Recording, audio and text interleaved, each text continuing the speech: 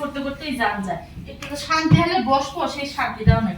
এই কাজ সেই কাজ, এই কাজ সেই কাজ, একটার পর একটা করতেই থাকা লাগে, করতেই থাকা লাগে।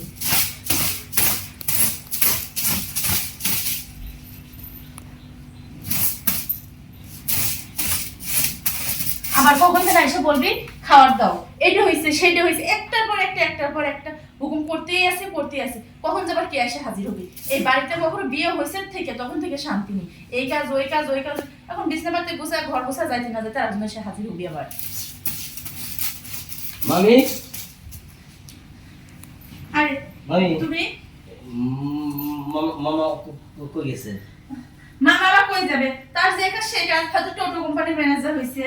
মামি হ্যাঁ আপনি একটু কথা বলবো? হ্যাঁ, সমস্যা কি? আমি তো দৌড়ে আছি অনেকক্ষণ ধরে।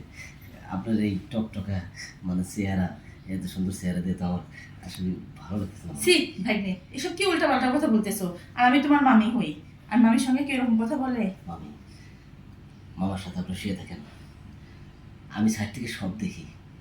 আপনি যখন জয়গুল উঠে যায় তখন মামার অনেক কিছু কথা বলেন, আপনি পারে না, অনেক চেষ্টা করেন আপনি।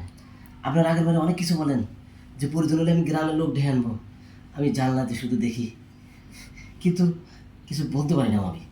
আমি নিয়ত করছি আপনি তো মানুষের ডাকবেন, অর্থাৎ আমি থাকতে মানুষের ডাকার কী দরকার। আমি জানি মামি, আমার কাছে মিথ্যা কথা বলবেন না। আমি প্রতিদিন আমি আপনাদের দৃশ্যগুলো দেখি। আপনি কিন্তু নিজে বলছেন যে আমি মানসিক ডেকে এসে কাজ করবো, আমার জৈবন জ্বালা মিটাতে হবে, বলছেন না? আরে এই কথা তো আমি আগে বলছি, তোমার মামার যখন প্রয়োজন পড়ে তখনই কুত্তা বিড়ালের মতো আসে, কিন্তু সে তো একটাবার আমার চাহিদা বোঝার চেষ্টা করে না যে ওরও একটা চাহিদা আছে নাকি। হ্যাঁ, আমি দেখছি মামা, শুধু আপনি এটাও বলছেন যে তুমি খালি হাঁসের মতো ওটো আর নামো, কিন্তু আমার তো একটা যৌবন আছে। কিন্তু মামি বিশ্বাস করেন, আমি দুজনের কাছে গেছিলাম একবার 2 ঘন্টা, মামি 2 ঘন্টা আগে নিয়েছি আমি নামি না। আপনি আমার কথাটা বিশ্বাস করেন? আচ্ছা ভাইটা এসব কথা Please, মামি আপনি বসেন, আপনি আরে! আপনাকে বুঝে দিন মামি, আপনি বিশ্বাস করেন, আমি আপনাকে এত সুন্দর তৃপ্তি দেবো, এত সুন্দর সুখ দেবো, আপনি নিজেও ভাবতে পারেন না মামি। আরে এসব কি করতেছো? আচ্ছা আচ্ছা, তোমার মামা চলে আসবে, তো বাড়িতে আর লোকজন আসবে, এরকম জোর জবরদস্তি ভাগ্নে দেখো। আর তোমার আর আমার সম্পর্ক মামা ভাগ্নি, আর আমি চাই না যে আমাদের মধ্যে অবৈধ কোনো সম্পর্ক থাকুক কিংবা খারাপ কোনোই থাকুক। মামি আমি জানি মামা আপনার যৌবন জ্বালা মিটাতে পারে না, কিন্তু তাই বলে যদি আপনি আর কারো কাছে যান, তাতে এইসব বাইকনারা পয়সা থাকার সে মরা ভালো। তো সে আমাদের মামিদের সংসারে টিকে রাখতে হলে ভাগ্নেরই যথেষ্ট। আমি বুঝতে পারছি না, আসলে তোমার মাথা চলে গেছে। আর তুমি কি বলতেছো ভেবে চিন্তে বলতেছো এইসব কথাবার্তা? মামি আমি যে কথাগুলো বলতেছি, কথাগুলো কি মিথ্যা বলতেছি? যদি লোক সমাজের লোক জানতে পারে, সমাজ জানতে পারে, তাহলে কি হবে? আমাদের দুইজনের কি ঘাড় থাকবে, ঘাড়ে গর্দন থাকবে? মামি হ্যাঁ, কেউ জানবে না, আপনি আর আমি ছাড়া এই কথাটা একজন লোক জানবে না, আপনি হ্যাঁ। বিশ্বাস করেন। ছেলের হাতের মোয়া তো কেউ জানবে না। তুমি ডুবে ডুবে পানি খাবা, আর সে কল টের পাবি না, তাই কি আর হইলো নাকি পুকুর টের পাবি না? মামি না করেন না, আপনিও জানেন ছোট্ট বয়সের একটা মেয়ে বিয়ে করছিলাম, তারপর বাঘের মতোই অত্যাচার করছি। আসলে আমি রয়সয় নিতে পারি নাই, বুঝতে পারি নাই। সে বাড়ির যা পলাইলো আর আসলো না, আমি গেলে পরে আর ঘরে ছিল, মানে আমার দিকে ভয় পেত, কারণ তার বয়স ছিল কম। আসলে আমি একটা বয়স্ক লোক, আর সিংহর মতো গর্জন আমার, কিন্তু সেরকম একটা মেয়ের দরকার। কিন্তু আমি জানলা দিয়ে দেখেছি আপনি সিংহর মতো গর্জন দেন, কিন্তু মামা বিলের মতো পিউ পিউ করে, কিন্তু কাজ দেখাতে পারে না। ও তাই না? তাতে বলতে যাচ্ছ কি যে তুমি খুব সিংহ না, খুব পারদর্শী?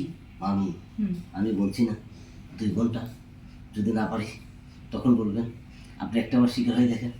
আচ্ছা, যেহেতু তুমি এত করে বলতেছো নাকি, যদি আমার মন মতো না হয় যে তুমি যে আমাকে টাচ করবে, আমার কাছে যাবা, হুম। এর জন্য শাস্তি কি হবে?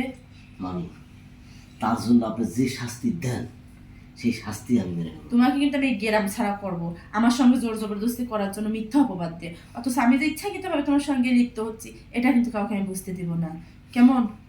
আমি আচ্ছা, ভাবে চিনতে বলতেছি, তুমি ভেবে চিন্তে সিদ্ধান্ত নাও তুমি কি করবা। যখন বিছানায় যাওয়ার পর দেখবো যে না তুমি তোমার মামার মতোই বিলাই, তখন কিন্তু আমি চিকরাচিকরি শুরু করবো। আচ্ছা ঠিক আছে মামি, আপনার কথা থাকবে, আমার কথা থাকবে, কিন্তু এটা আজকে হবে না। এই বাঘের সিংহ নাড়াই হবে সন্ধ্যার পরে। আমি 8টা হাসির ডিম খাই আসবো, তারপর আপনার সাথে আমি বাঘের সিংহ নাড়াই করবো। আচ্ছা, আজকে হোক কিংবা কাল হোক, হ্যাঁ। যখন মন চাই তখন, কিন্তু আমার কথা কিন্তু এই একটাই। আচ্ছা ঠিক আছে মামি, তাহলে থাকেন, আমি দেখি হাসির ডিম কেটে গেছে, 8টা হাসির ডিম আমি এনে দেবো, মামি আপনি আমাকে সিদ্ধ করে খাইবেন 8টা ধরে। সেটা তোমার করতে হবে না, সেই ডিম আমার ঘরে আছে, আমি সিদ্ধ করে খাবো। জাস্ট শুধু তুমি ঠিক টাইমে আমার বাসায় পৌঁছায়। আচ্ছা ঠিক আছে মামি, আপনি 80 ডিম সেদ্ধ করবেন, খাওয়ার 1 ঘন্টা পর থেকে বাঘ সিংহ নাড়াই হবে। কথা দিয়ে গেলাম, আপনাদের ছেলে মানুষ। আচ্ছা, দেখবো।